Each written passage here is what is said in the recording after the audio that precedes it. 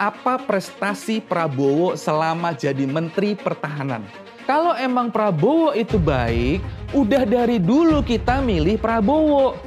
Kita nggak bakalan milih Jokowi sampai 2 kali. Kalaupun seandainya mereka menang, yang ngatur dan yang punya kuasa itu Prabowo yang jadi presiden, bukan wakil presidennya. Gibran itu cuma cawapres. Masa 2024 lu ngedorong pemuda berprestasi jadi ban serepnya orang tua yang haus kekuasaan? Dari mulai Kaisang bakalan masuk ke PSI, banyak yang bilang nggak mungkin. Kejadian. Gibran bakalan jadi cawapresnya Prabowo, banyak yang bilang nggak mungkin. Itu cuma strategi. Nggak mungkin Gibran mau. Ternyata Gibrannya mau.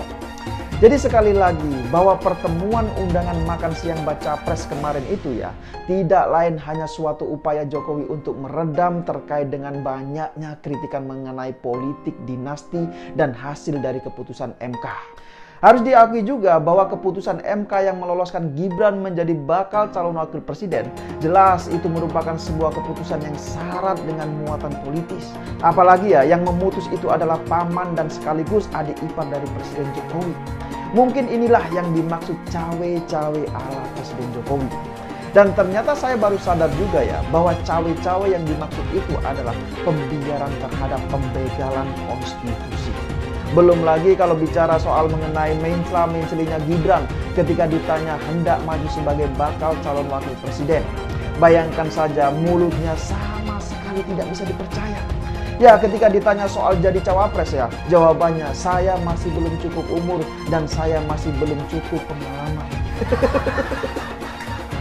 Tapi faktanya yang terjadi apa? Faktanya sekarang justru sebaliknya.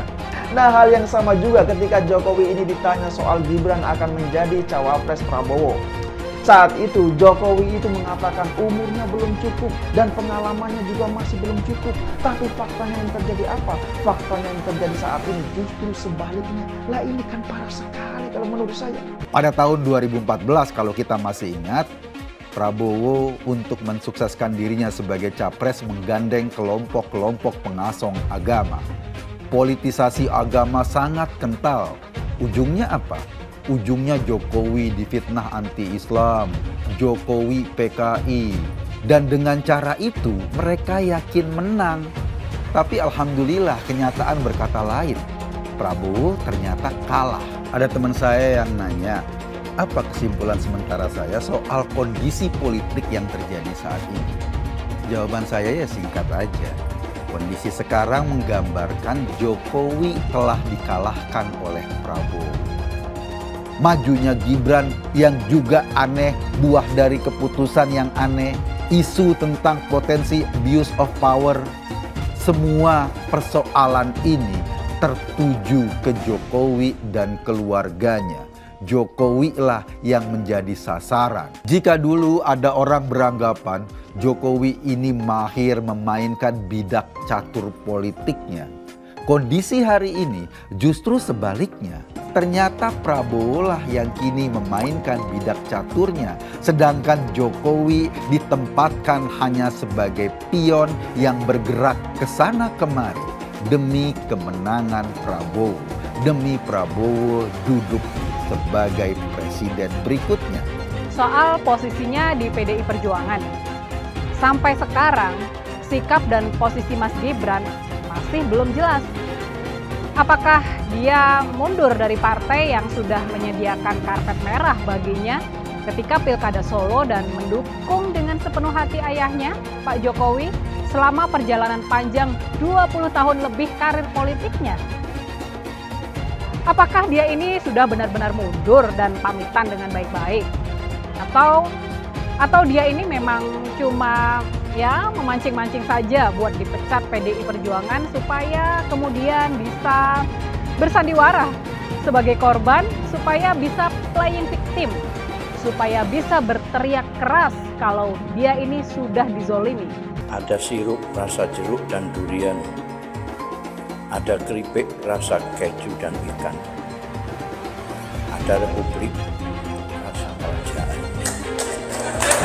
Saya sedih ketika kemudian Gibran ke sana. Saya salah satu yang mendukung Jokowi habis-habisan dari tahun 2012, dari saat dia pindah dari Solo ke Jakarta. Kalau orang tanya, "Yan, lu sedih nggak?" Sedih. Istri saya menangis. Lu kecewa nggak? Kecewa. Lu kesel nggak? Kesel. Apa kalau misalnya gue ketemu Presiden Jokowi, gue pengen nanya, kenapa sih? Kenapa? Apa salah kita?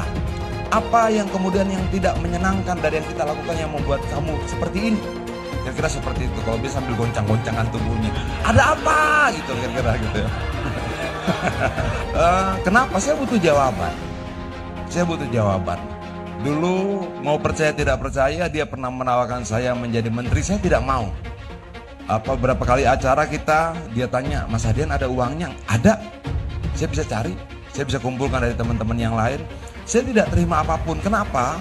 Saya tidak minta apapun. Saya tidak pernah minta tambang sama dia walaupun saya di Komisi 7. Saya tidak minta keistimewaan apapun. Saya tidak mau minta apapun dari Presiden Jokowi agar menjaga dia tetap menjadi presiden dalam bayangan kita seperti dulu, baik, benar, lurus dan sebagainya. Tiba-tiba berapa hari lalu saya seolah-olah diguncang-guncangkan, kenapa begini, lalu ratusan ribuan orang bertanya pada saya, kenapa bang? Dan saya bilang, saya tidak punya jawabannya. Saya tidak punya jawaban yang bisa saya pastikan sekarang. Kita bisa menduga-duga, oh jangan-jangan karena ini, jangan-jangan karena ini segala macam. Tapi jawaban pastinya harus saya dapatkan dari mulutnya Presiden Jokowi sekali. Langsung. Saya menanya sama dia, kenapa Pak Presiden? Apa yang membuat kamu kecewa? Apakah 3 periode? Apakah ada yang lain? Atau mungkin kamu tidak suka sama saya? Atau apa? Ya ngomong aja. Saya berterima kasih karena saya diberikan kesempatan hidup hari ini, di mana saya bisa kemudian menjadi bagian dari sebuah pertarungan bersejarah melawan menantu Soeharto dan anak Presiden Jokowi bersamaan. Saya itu tidak marah kepada siapa-siapa. Saya marah kepada Presiden Republik Indonesia, Joko Widodo. Kenapa? Karena menurut saya beliau itu tidak menjalankan apa yang disebut fatsun politik. Fatsun politik itu nggak ada tertulis, nggak pernah ada tertulis. Tapi itu ada etika, gitu loh. Dan menurut saya ini ada etika yang dilanggar. Gitu. Pertama adalah tidak konsisten. Pertama bilang akan cawe-cawe, mengaku akan cawe-cawe. Kedua tidak akan cawe-cawe. Tapi kemudian terbukti perjalanan yang saya bukan orang hukum, tapi dengan adanya 16 guru besar komplain kepada hasil keputusan MK. Dan saya tadi sempat mendengarkan pernyataan mantan MK Pak Hakim Arif Hidayat ya, yang malah mengusulkan MK dibubarkan saja karena dia malu dan lain-lain. Itu kan sudah menunjukkan ada yang salah gitu. Nah, kenapa ini bisa terjadi? Ini yang menurut saya masyarakat tuh, Pak Presiden harus tahu bahwa masyarakat kita itu cerdas, ya kan? Kalaupun diam tuh bukan tidak mengerti, tapi jangan sampai semua kemarahan yang tersumbat ini bisa meledak. Kekhawatiran saya cuma satu, karena sekali lagi kita mesti jaga tetap persatuan kita, jangan sampai potensi risk ini akan tidak tertahankan. Masa 2 tahun jadi wali kota mau jadi capres? Mungkin 5 tahun ke depan mungkin masih bisa lah. Mungkin besok Gibran jadi gubernur DKI, setelah itu ikut capres, monggo. Itu kenapa saya makin simpatik dengan PDIP setelah melihat PKB berzina dengan Anies. Ini kan PKB ini NU, Aniesnya kan gerbongnya Wahabi. Jadi saya lihat apa? Partai-partai bertopeng Islam ini ternyata apa? Nggak ada gunanya. Kok saya lebih berpihak sekarang ke PDIP? Yang punya apa? Ideologi, punya integritas. Dia nggak berzina dengan partai-partai yang mengancam NKRI. Calon Presiden Pak Prabowo.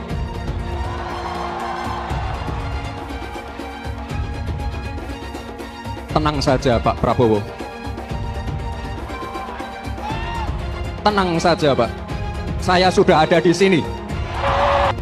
Harusnya ditambahi juga, jangan cuma Mas Gibran aja yang ada di situ. Tapi sebut juga ada Anwar Usman Pak Prabowo, paman saya yang ada di MK. Kalau undang-undang aja bisa kita custom, bisa kita modif, apalagi nanti cuma sekedar gugatan hasil Pilpres.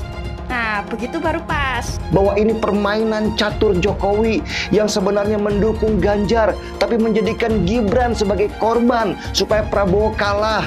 Bahwa lolosnya Gibran di Mahkamah Konstitusi itu adalah pengorbanan terbesar Jokowi supaya nanti Anies Baswedan nggak menang, dan nantinya semua orang Jokowi yaitu Ganjar dan Prabowo yang akan berhadapan. Jokowi versus Megawati, bahwa Jokowi itu sakit hati hati karena direndahkan Bu Mega, kemudian melawan dengan keluar dari PDI Perjuangan dan mencalonkan Gibran supaya bisa menghancurkan PDI Perjuangan. Isu pertarungan Jokowi lawan Megawati ini memang disebar untuk menutupi kelemahan Prabowo dan Gibran yang secara kelas itu memang beda jauh sama Ganjar dan Mahfud MD. Kalaupun ya, misalnya Jokowi itu sakit hati sama Bu Mega, masa sih juga harus nabrak-nabrak konstitusi? Ini kan bahaya, hanya karena baper kemudian merusakkan semua tatanan negara. Karena saya sebagai hakim Mahkamah Konstitusi sedang berkabung. Karena di Mahkamah Konstitusi baru saja terjadi prahara. Ada indikasi pertanyaan apakah Indonesia sekarang sedang baik-baik saja atau tidak. Saya mengatakan di berbagai sektor bidang kehidupan Indonesia sedang tidak baik-baik saja. Bayangkan Bapak Ibu sekalian, di era Soeharto, era rezim Orde Baru atau Orde Lama pun, itu tidak ada kekuatan yang terpusat di tangan-tangan tertentu. Dia mempunyai partai politik, dia mempunyai tangan-tangan di bidang legislatif, dia mempunyai tangan-tangan di bidang eksekutif, sekaligus juga dia mempunyai tangan-tangan di bidang yudikatif. Kenapa saya pakai baju hitam? Karena saya sebagai hakim Mahkamah Konstitusi sedang berkabung. Karena di Mahkamah Konstitusi baru saja terjadi prahara. Saya suka nangis loh. Beliau tuh sampai kurus loh. Mikir kenapa? Mikir kita loh. Mikir rakyat loh. Nah, yang pasti kalau buat saya dibandingkan misalnya Pak Gibran jadi maju gitu, Mas Gibran gitu ya. Ya saya pilih Ganjar sama Mahfud lah. Karena lebih teruji kan. Anda jadi wali kota baru 2 tahun 3 tahun kan belum teruji juga. Ini urus negara loh, mau jadi presiden loh. Kalau Anda belum lengkap, belum pernah di legislatif, belum nasional ya maksudnya DPR. Kan DPR kan belum ngerti nih pemerintahan seperti apa. Anda belum pernah di eksekutif yang tingkat provinsi, Anda nggak ngerti jadi presiden nanti. Ini bukan soal belajar-belajar coba-coba loh. Ini negara dipertaruhkan untuk 2045. Kita kan mau mencapai 100 tahun ini mau jadi apa? Kalau coba-coba, ini negara sebentar lagi 300 juta penduduk kita. Mana boleh kita kasih orang coba-coba. Saya tidak meremehkan anak muda ya. Anak muda bisa lebih kreatif gitu ya. Tapi bicara tata negara, harus mengerti konstitusi. Anda bukan hanya untuk berani untuk maju. Kalau cuma berani maju, banyak bisa kita pilih orang berani maju. Tapi yang lengkap dengan track record ini kan butuh waktu pembuktian. Saya pasti pilih Pak Ganjar, Pak Mahfud yang lebih pengalaman. Saya tidak mau anak cucu saya harus nunggu sekian tahun lagi. Pengalaman Jakarta gitu kan, nunggu lagi mundur. Males sudah. Jadi kita nggak usah coba-coba deh. Udah jangan dengerin janji-janji manis orang. Buktikan aja selama ini bagaimana. Anies Baswedan adalah yang terbaik dan paling baik-baik sebagai calon pemimpin di negeri ini. Alam semesta memberikan dukungannya kepada kita. Hingga betapa besarnya dan betapa beratnya rintangan itu, insya Allah kita akan mampu melewati itu, saudara semuanya. Kita akan mampu melewati itu, dan insya Allah kita akan membawa kemenangan kepada pasangan kita ini. Pasangan kita, amin. Pasangan kita, amin. Insya Allah. Harus dicek betul, pernah nggak calon pemimpin kita, calon presiden kita ini memecah belah umat. Kalau punya jejak pernah memecah belah umat, jangan dipilih. Kita lihat apakah pemimpin kita, calon pemimpin kita ini ya pernah menggunakan agama sebagai alat untuk memenangkan kepentingannya atau tidak. Kalau agama diperalat untuk merebut kekuasaan, jangan dipilih. Sekali lagi, kalau ada calon pemimpin yang punya rekam jejak memperalat agama untuk kepentingan politiknya, jangan dipilih. Maka kalian pendukung saya, haram hukum yang membawa isu sara, haram hukum.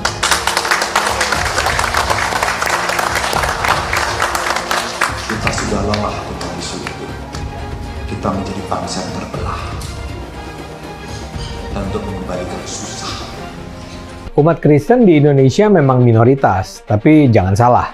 Umat Kristen akan memegang peran menentukan apakah Anies akan menang dalam Pilpres 2024. Kalau secara perlahan semakin banyak orang Kristen yang berpaling ke Anies, yang akan menang nantinya sangat mungkin Anies. Suara pemilih Kristen di Indonesia adalah sekitar 10% lah. Kalau ekstrimnya semua warga Kristen memilih Ganjar, artinya Ganjar akan mendapat tambahan 10% suara dan Ganjar akan menang. Nah, itulah saya katakan kekompakan suara pemilih Kristen akan menentukan. Begitu suara pemilih Kristen terbelah secara timpang, Anies akan bisa mengalahkan Ganjar. Anies tahu jagoannya itu hanya akan menang kalau bisa memecah suara pemilih Kristen. Sekarang semua bergantung pada umat Kristen. Kekompakan pemilih Kristen akan menentukan apakah pada akhirnya Indonesia akan dipimpin Anies atau Ganjar. Elektabilitasnya Anies merosot ya seiring mulai terkuaknya kontroversi dari kepemimpinan Anies di Jakarta. Gen Z juga tahu kalau Anies adalah sosok yang didukung kelompok intoleran yang membuat Pilgub DKI 2017 menjadi sangat kotor. Politik identitas yang mengarah ke perpecahan seperti yang dikeluarkan pendukungnya Anies, yaitu Kadrun bin Kampret. Kafir lah, laknat lah, PKI lah, ya cuman itu doang kemampuannya. Itulah pendukung Anies. Jangan pernah takut melawan Kadrun yang cuma pengen Indonesia hancur. Siap kawal kasus Ahok, siap penjarakan Ahok. Takbir, takbir, takbir. Siap kawal kasus Ahok. Siap. Siap kawal kasus Ahok. Siap. Betul. Betul. Tangkap, tangkap, tangkap si Ahok. Tangkap si Ahok sekarang juga. Tangkap, tangkap, tangkap si Ahok. Tangkap si Ahok sekarang juga. Takbir. Allahu Akbar. Takbir. Allahu Akbar. Tangkap, tangkap, tangkap si Ahok. Tangkap si Ahok sekarang juga. Tangkap, tangkap. Tangkap si Ahok sekarang juga. Lagi. Penjajahan di depan mata itu di Jakarta. Kita semua pribumi ditindas dan dikalahkan. Kini telah merdeka. Kini saatnya kita menjadi tuan rumah di negeri sendiri. Anies, ibunya Arab, bapaknya Arab, kakeknya Arab. Mas Anies nikah dengan keturunan Arab. Menantu Mas Anies, anak Mas Anies nikahnya dengan Arab lagi. Jadi Mas Anies kalau merepresentasikan Indonesia agak kurang keindonesiaannya. Mungkin 3% Indonesia aja yang bisa direpresentasikan oleh Mas Anies. Nasdem mengingatkan rakyat bahwa Anies kurang mewakili Indonesia karena dia Arab. Apakah ini rasis? Menurut saya tidak. Menurut saya justru ini nasionalis. Seperti di Pilkada DKI dulu, mereka juga ketol ingatkan warga DKI bahwa Ahok itu Cina. Lihat, Cinanya Ahok selalu dibawa-bawa. Bahkan sampai terang-terangan ajak ganyang bantai Cina. Jadi sah-sah aja kalau Hasan Nasbi bilang Anies itu kurang mewakili Indonesia karena dia Arab. Lah, mereka juga dulu begitu. Kalau Cina dianggap bukan pribumi, sementara Arab dianggap pribumi, itu baru namanya rasis. Rasis biadab itu.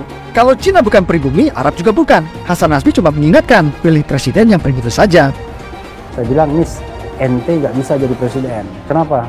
Karena presiden adalah orang Indonesia asli, saya bilang. DKI yang kita harapkan, Anies Baswedan yang begitu jelas Islamnya. 4 tahun 8 bulan jadi gubernur. Mana peraturan pergub saja yang melarang miras? Mana perda Islam apalagi? Yang akhirnya tidak berani juga menegakkan hukum Islam. Banjir tetap banjir, macet tetap macet, kriminalitas Jakarta. Anda tahu, 2 menit sekali terjadi pencurian. Sekarang orang sedang euforia, dia mau dicapreskan. Bagaimana umat terjebak lagi, bodoh lagi, masuk lagi. Kalau misalnya memang Anies itu mau maju dan dia tekad mau menegakkan hukum Islam dan menyatakan perlawanan, saya penuhi. Tapi dia tidak lakukan itu. Tahu nggak, sumur resapan yang ngabisin anggaran beratus miliar itu meresap air agar masuk ke dalam bumi sesuai dengan sunatullah. Tetapi ternyata sumur ini tidak meresap air, malah airnya itu menggenang di sumur-sumur itu. Sumur resapan itu sekarang harus disiapin pompa untuk menguras air di sumur resapan. Kalaupun dia harus makan babi, sepanjang jadi presiden mungkin akan dilakukan. Jangan sampai Indonesia jatuh ke tangan pembohong. Jangan sampai Indonesia jatuh ke tangan Anies Baswedan. Jangan hanya konsentrasi pada pembangunan benda-benda mati yang indah difoto dan bisa ditunjukkan dalam 5 tahun hasilnya. Kalau kita mau menilai sebuah janji, maka lihat janjinya atau lihat kenyataannya. Dulu janjinya apa ya? Dan ini aneh, betul-betul aneh. Ini bukan kampanye, tapi saya sampaikan sini. Di satu sisi menyiapkan jalur-jalur air untuk dikirim ke laut, di sisi lain di lautnya dipasang dengan pulau reklamasi, tinggal tunggu waktu jadi rob, air balik. Dan ini melawan sunatullah. Kenapa? Air itu turun dari langit ke bumi, bukan ke laut. Harusnya dimasukkan ke dalam bumi, masukkan tanah. Di seluruh dunia air jatuh itu dimasukkan ke tanah, bukan dialirkan pakai gorong-gorong raksasa ke laut. Jakarta telah mengambil keputusan yang fatal. Bukan banjir, itu memang parkir air. Bukan banjir, itu memang parkir air. Masyarakat berkeliling dengan membawa toa untuk memberitahu semuanya, termasuk sirine. Ibon 82 miliar. Apa alat transportasi yang dimiliki oleh hampir setiap orang? Alat transportasi yang dimiliki semua orang adalah kaki. Saya mensyukuri kenapa kalah, kenapa ditahan. Saya bersyukur atas itu semua.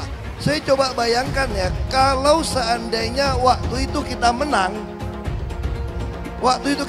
gitu ya, hari ini belum tentu kita bisa nikmati seperti ini. Kita bersyukur 5 tahun Tuhan izinkan kasih ke orang yang pintar ngomong untuk kerja. Coba kalau kita bayangkan gitu ya, kalau kemarin saya masih jadi gubernur, ini saya udah turun ini. Tapi yang pintar ngomong itu dikira orang hebat kan? Ini lebih berbahaya tahun 2024, langsung ketahuan karakternya. Langsung ketahuan itu. Di saya juga ada kutipan Pak di kamar saya Pak.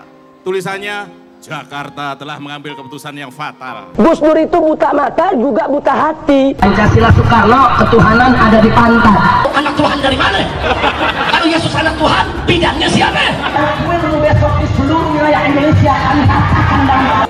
Iblis hanya menggoda orang yang beriman. Makanya jarang-jarang orang kafir kerasukan setan. Yang kerasukan setan itu orang baik-baik. Jarang, saya belum pernah nengok Cina kerasukan setan. Pernah tak Ahok itu kerasukan setan? Enggak, setannya juga. Karena sesama setan dilarang saling menggoda.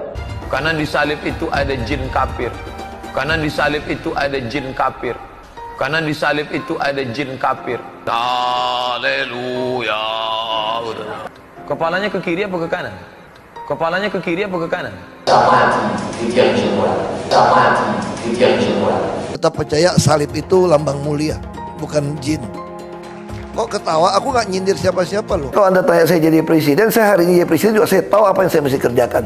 Karena saya udah kenyang dari DPRD tingkat 2, dari pengusaha, DPRD tingkat 2, bupati. Bupati itu paling kerja benar, paling ngerti tuh soal daerah seperti apa. Sampai hari ini portofolio saya lengkap sampai ke BUMN. Saya pernah legislatif, pernah eksekutif, tapi nggak usah andai-andai gitu kan. Tapi kalau saya hari ini jadi saya tahu apa yang saya mesti kerjakan. Ya Anda nggak usah khawatir. Kita nggak bisa hindari ada orang memanfaatkan soal SARA untuk kampanye, apalagi untuk menjatuhkan kita yang dikategorikan sebagai minoritas. Tapi bagi saya, ketika kita ada turun ke masyarakat, masyarakat juga bisa membaca, bisa merasakan mana yang tulus, mana yang tidak. Jadi ada guyonan gini dari teman-teman saya, bahwa saya itu bukan cuma double minoritas, tapi triple. Artinya apa? Udah turunan Tionghoa, Kristen, dan katanya terlalu jujur di pemerintahan. Jadi itu gak disukain. Ini triple katanya. Relawan Anies yang mayoritas pengasuh khilafah, seperti kadrun FPI dan HTI, ingin melengsarkan Pak Jokowi. Dengan menggunakan politik identitas, relawan Anies akan menggulingkan Jokowi. Tapi pendukung Anies lupa bahwa 82% penduduk Indonesia suka dengan kinerja Pak Jokowi. Ingat, di belakang Anies ada ormas pengasuh khilafah. seperti FPI, HTI, PA212. Saya yakin sebentar lagi karma Ahok akan mengejar Anies Baswedan. Dulu kita satu tujuan, satu frekuensi untuk barengan ngedukung Pak Jokowi jadi presiden sampai 2 periode berturut-turut. Nah, pertanyaannya, apa alasan kita semua sampai mau mati-matian ngebelain Pak Jokowi jadi presiden? Tujuan kita milih Pak Jokowi ya karena cuman Pak Jokowi yang bisa ngeberesin semua kekacauan di Indonesia setelah sempat dihancurin sama SBY dulu. Kenapa cuma Jokowi? Ya kan pilihannya cuma Jokowi versus Prabowo. Pastinya selain karena orangnya beres, prestasinya juga banyak. Selain itu, pasti karena kita mau Indonesia jadi lebih baik lagi, berkembang dan semakin maju. Bener nggak? Emang ada pilihan capres lainnya waktu itu? Nggak ada kan?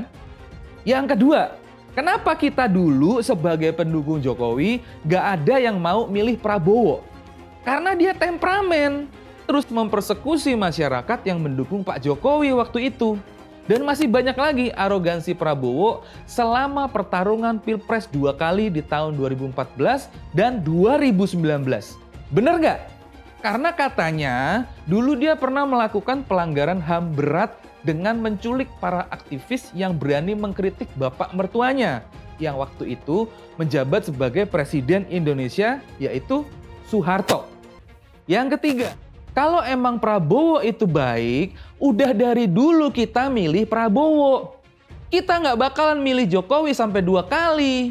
Bener nggak? Itu udah logika. Dan dia juga pernah melawan perintah atasannya sendiri sampai akhirnya dipecat dari TNI karena dia sebagai orang yang pernah di militer seharusnya itu memberantas kaum radikalis.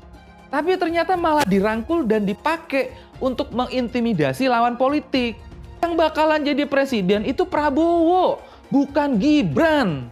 Gibran itu cuma cawapres. Kalaupun seandainya mereka menang, yang ngatur dan yang punya kuasa itu Prabowo yang jadi presiden, bukan wakil presidennya. Apakah karena ada Gibran yang jadi cawapres, terus Prabowo langsung dianggap jadi juru selamat untuk Indonesia dan rekam jejaknya mendadak hilang? Ya, makanya sekarang ini banyak pendukung Jokowi rata-rata pada ikut mengkritik keluarganya Pak Jokowi. Karena ya kalau emang Prabowo itu bagus, kita pasti udah 2 kali milih dia jadi presiden. Kenapa baru sekarang mau dukung Prabowo? Yang keempat, kenapa sekarang kelihatannya itu para pendukung Jokowi jadi pada mengkritik keluarganya Pak Jokowi? Nih ya, coba lu perhatiin. Kaisang masuk PSI jadi kader PSI. Terus mendadak naik jadi ketua umum PSI. Dan abis jadi ketum, partai PSI-nya digiring untuk mendukung Prabowo. Terus Gibran yang kader PDIP mendadak manuver jadi cawapresnya Prabowo. Nah, dengan semua manuver dari keluarga Pak Jokowi tadi, orang bego mana yang nggak percaya kalau Pak Jokowi udah berubah belok ke Prabowo? Ini adalah persepsi publik yang nggak bisa dilawan. Kenapa logika lu jadi cacat semua gara-gara ada Gibran di kubu Prabowo? Lagian, masa 2024 lu ngedorong pemuda berprestasi jadi ban serepnya orang tua yang haus kekuasaan? Sakit lu sob. Jelas-jelas dulu kita sengaja menghalangi dia jadi presiden, kok sekarang malah mau dikasih karpet merah untuk jadi presiden? Kalau dibilang otaknya pada konslet, ya itu bener. Kan namanya aja pilpres, pemilihan presiden, bukan pilwapres. Kalau elu bilangnya, gue cuma ngedukung Gibran, bukan Prabowo. Pas elu nyoblos mukanya Gibran, itu namanya elu ngasih suara buat Prabowo jadi presiden. Mereka masih dalam fase denial, nggak mau menerima kenyataan. Karena dalam imajinasi mereka, keluarga Pak Jokowi itu seperti raja di atas segala raja. Yang itu gila nggak sih kayak begitu? Apa namanya kalau bukan bucin? Orang kalau udah bucin, otak pun bisa dikiloin untuk jadi sop. Dari mulai Kaisang bakalan masuk ke PSI, banyak yang bilang nggak mungkin. Kejadian. Kaisang bakalan jadi ketum PSI. Banyak yang bilang, gak mungkin, lah kejadian. Gibran bakalan jadi cawapresnya Prabowo. Banyak yang bilang, gak mungkin, karena itu menabrak konstitusi. Ternyata konstitusinya yang dirubah. Tenang, itu cuma strategi. Gak mungkin Gibran mau, ternyata Gibrannya mau. Tenang, kan itu cuma deklarasi, belum sah daftar di KPU. Beneran daftar ke KPU jadi cawapresnya Prabowo. Terus jawaban mereka apaan? Tenang, itu caturnya Pak Jokowi. Ampun dah, bebal banget itu otak. Yang kelima, apakah Pak Jokowi bakalan ngeluarin statement untuk ngedukung Prabowo? Kalau menurut gua, keadaan yang ada saat ini bukan nggak mungkin kalau Pak Jokowi mendadak ngeluarin statement itu. Kalau ada yang bilang nggak mungkin, sini, gua keplak dasnya biar otak itu balik ke posisi yang bener. Kalau lu emang ngakunya pendukung Jokowi, ya harusan kasih tahu ke Pak Jokowi. Jangan sampai salah langkah. Ingetin beliau. Bukan malah ikut ngejorokin Pak Jokowi dan keluarganya. Gimana sih? Tololnya kok makin nyundul nembus ke septic tank gitu. Bangun woi. Jangan hidup dalam halusinasi mulu. Kenapa gue fokusnya ke Prabowo, bukan ke Gibran? Lah yang jadi calon presidennya itu Prabowo, moncos. Gibran kan cuma cawapres. Gimana sih lu pada? Masih jauh lebih mendingan pendukungnya Anies. Mereka tuh ibaratnya berani nih ngeluarin klaim kalau bumi dan alam semesta ini adalah bikinannya Anies. Walaupun kelihatannya gila, tapi mereka tetap berani ngomong. Kalau pendukungnya Prabowo, bingung kan? Apa yang mau dibanggain? Yang keenam, kalau misalkan diadu, gua punya satu pertanyaan yang gak pernah berhasil dijawab oleh semua pendukungnya Prabowo dari dulu sampai sekarang. Selain jajan atau belanja, apa prestasi Prabowo selama jadi Menteri Pertahanan? Jawab itu di dalam kolom komentar, kalau bisa. Entah kemana seorang Pak Jokowi yang dulu kami kenal. Yang bertahun-tahun kami belain dan kami bantu ngejaga kehormatannya. Sedih sih.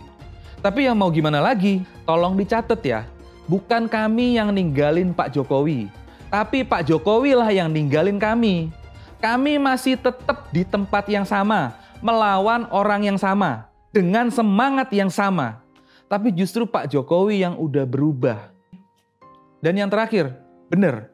Emang gua mencintai Pak Jokowi. Tapi kalau disuruh milih, gua lebih mencintai Indonesia. Dan karena gua mencintai Indonesia, makanya gua pilih Pak Jokowi sampai 2 kali untuk jadi Presiden Indonesia. Bukan milih Prabowo. Jadi, kalau lu ngaku laki dan emang ngedukung Gibran, berarti lu harus berani bersikap dengan menyebut Prabowo adalah calon presiden pilihan elu. Sesuai dengan namanya, yaitu Pilpres, bukan Pilwapres. Semakin dekat Pilpres, relawan Anies semakin beringas dan Anies semakin galau. Dengan menggunakan politik identitas, relawan Anies akan menggulingkan Jokowi. Relawan Anies yang mayoritas pengasuh khilafah seperti kadrun FPI dan HTI ingin melengsarkan Pak Jokowi. Tapi pendukung Anies lupa bahwa 82% penduduk Indonesia suka dengan kinerja Pak Jokowi. Saya pikir kalau terjadi baku hantam, maka ada 82% yang akan menghajar kadrun pengasuh khilafah itu. Kalau melihat perkembangan koalisi politik yang paling agresif memperluas basis kerjasama yang sudah konkret adalah koalisi Ganjar. Sejak Ganjar diumumkan oleh PDIP, sudah resmi koalisi Ganjar ini didukung oleh 3 partai, yaitu P3, Hanura, dan juga Perindo. Nasdem pun semakin pusing melihat Anies, karena elektabilitas Anies semakin jatuh. Dan banyak kader-kader Nasdem terjerat kasus korupsi, seperti belakangan kasus korupsi BTS. Kasus korupsi 8 triliun yang dilakukan oleh kader terbaik Nasdem yaitu Johnny G. Plate, ini sangat menghantam Partai Nasdem, Menteri dari Kementerian Pertanian, di mana ini juga adalah dari Partai Nasdem. Apalagi belakangan ada 120.000 kader dari Partai Nasdem pindah ke Partai Perindo. Semenjak Nasdem mengusung Anies, banyak sekali petaka yang diterima oleh Nasdem. Apakah ini merupakan karma dari Ahok? Silahkan komentar di kolom komentar. Yang jelas saya tidak akan memilih Anies, karena Anies bukan pribumi yang jelas. Dan Anies juga merupakan antitesis daripada Jokowi. Antitesis artinya bertolak belakangan dengan semua kebijakan Jokowi. Anies sudah terang-terangan menyebutkan dia tidak akan melanjutkan kinerja dari Pak Jokowi. Tidak ada infrastruktur yang akan dibangun jika Anies memimpin Indonesia 5 tahun ke depan. Lagi pula Anies juga didukung oleh khilafah dan pendukung Anies dari ormas seperti FPI dan juga HTI. Apa kita mau FPI dan HTI kembali di Indonesia jika Anies memimpin? Anies adalah bapak politik identitas yang menghalalkan segala cara untuk menggapai kekuasaan, termasuk menggunakan politik identitas berbasis agama. Kita lihat di kasus Ahok. Kita sudah bisa melihat kinerja Anies selama 5 tahun di Jakarta, dan ini merupakan rekam jejak Anies Baswedan. Tidak ada satupun janji yang dipenuhi, dan tidak ada kinerja yang bisa dibanggakan. Dari DP 0%, OKOC, kelebihan bayar, Formula E, banjir, sumur resapan, jalan rusak, dan gonta-ganti nama jalan. Jadi saya rasa tagline perubahan yang diusung Anies adalah tagline merubah kata korupsi menjadi kelebihan bayar, supaya semua koruptor tidak dijerat oleh pasal korupsi. Karena mereka semua hanya melakukan kelebihan bayar. Jadi perkataan Ahok sudah terbukti dan Jakarta sudah menjadi korban. Jangan biarkan Indonesia menjadi korban kibulan Anies Baswedan. Suara minoritas jangan lagi merasa takut untuk memilih pemimpin yang membela hak minoritas. Karena Anies jelas hanya memanfaatkan suara minoritas untuk mendapatkan suara. Ingat, di belakang Anies ada ormas pengasong khilafah seperti FPI, HTI, PA212. Saya yakin sebentar lagi karma Ahok akan mengejar Anies Baswedan. Begitu saja opini saya hari ini. Tuliskan opini kalian tentang Anies Baswedan di kolom komentar. Dan juga tuliskan pendapat kalian tentang people power oleh relawan Anies untuk melengsarkan Pak Jokowi. Tuliskan pendapat kalian. Jika kalian siap untuk melawan people power yang digaungkan oleh relawan Anies, ayo tuliskan lawan people power di kolom komentar. Pastikan Anda semua like video ini dan bagikan video ini ke teman dan family Anda supaya mereka semua mengetahui tentang informasi ini. Tekan tombol subscribe dan bunyikan lonceng notifikasi supaya kamu tidak ketinggalan